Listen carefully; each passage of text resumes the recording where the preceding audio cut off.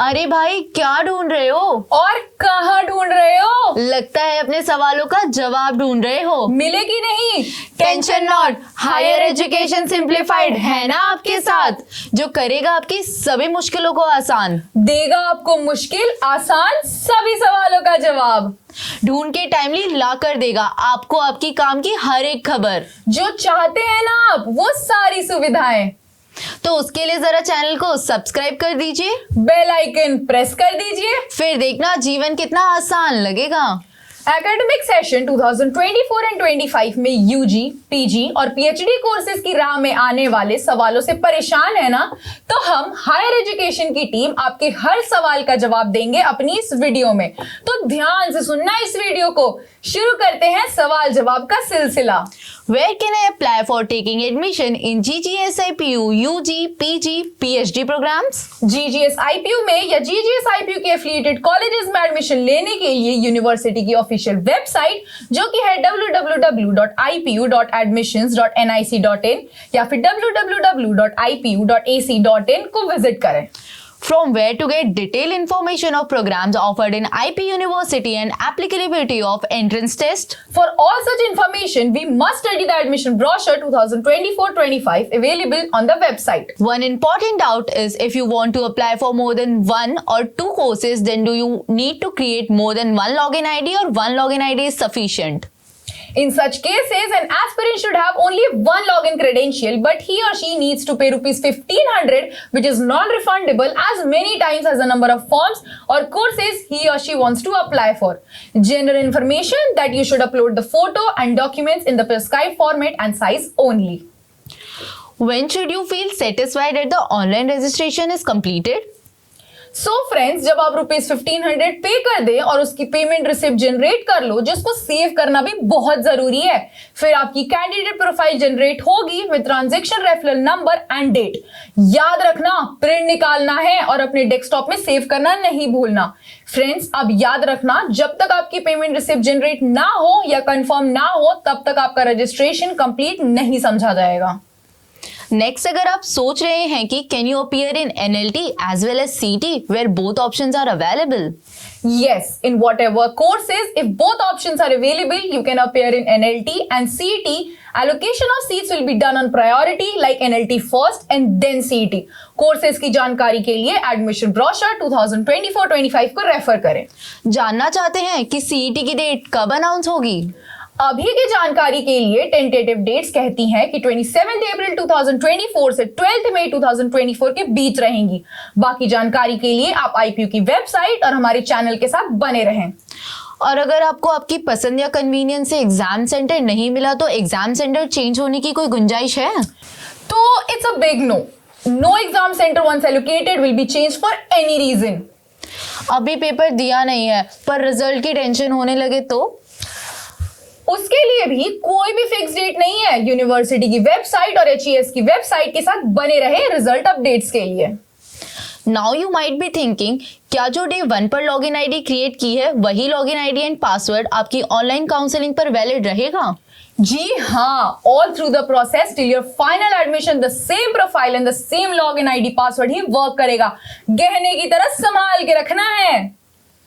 अब जरा ध्यान से सुनिए ये वाला सवाल। ये एक ऐसा सवाल है जिसकी कंफ्यूजन बच्चों को लास्ट तक रहती है, और अगर गलत फिल कर दिया तो एडमिशन वैलिड ही नहीं रहता। तो सवाल है आउटसाइड दिल्ली का। तो सुनिए पहली situation, what will be the reason if you have pass your last qualifying exam from NCR like Noida, Gurgaon, Faridabad? In this situation, you will be considered outside Delhi students. Next situation, if you have qualified your last qualifying exam from distance open education system.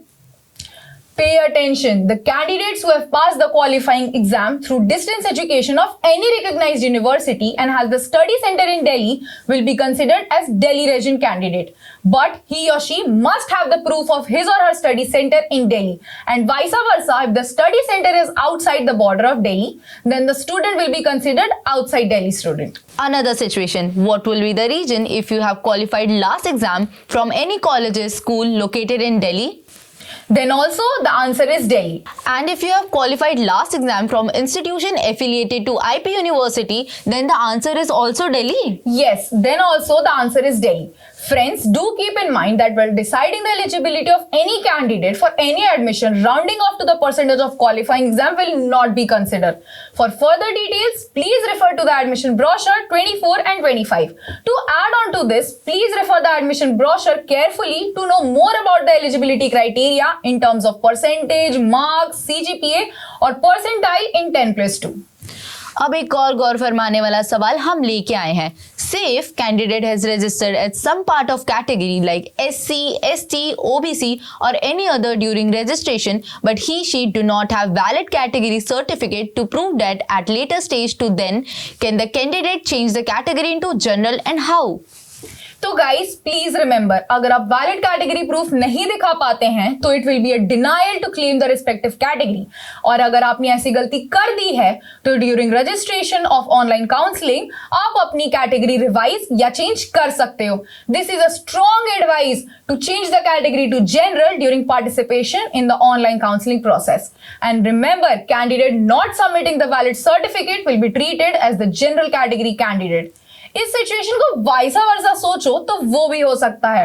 अगर आपने registration के वक्त general category mark कर दी है और आप अगर अपनी कैटेगरी रिवाइज करना चाहते हैं तो SC, ST, OBC और other than during participation in online counselling process आपको वैलिड सर्टिफिकेट अपलोड करना है and then only it can be revised.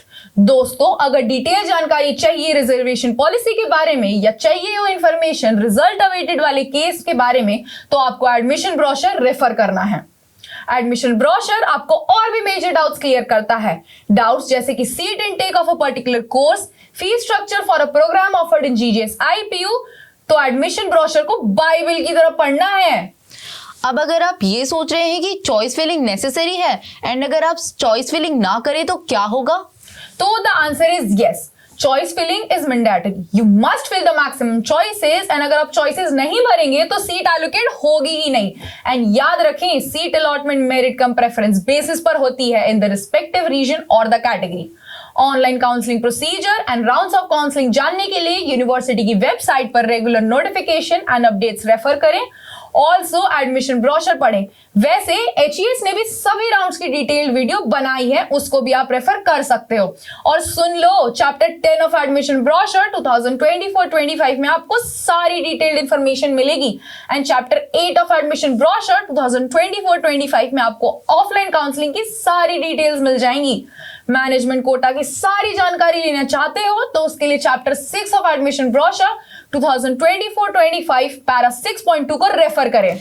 एक बात की गांठ बांध लीजिए, एडमिशन ब्रोशर में हर सवाल का जवाब है, चाहे वो रिफंड पॉलिसी ही क्यों ना हो. अभी भी कोई सवाल रह गया है तो कमेंट बॉक्स में टाइप कर दीजिए. वीडियो को ज्यादा से ज्यादा शेयर कर दीजिए. Like, share, subscribe.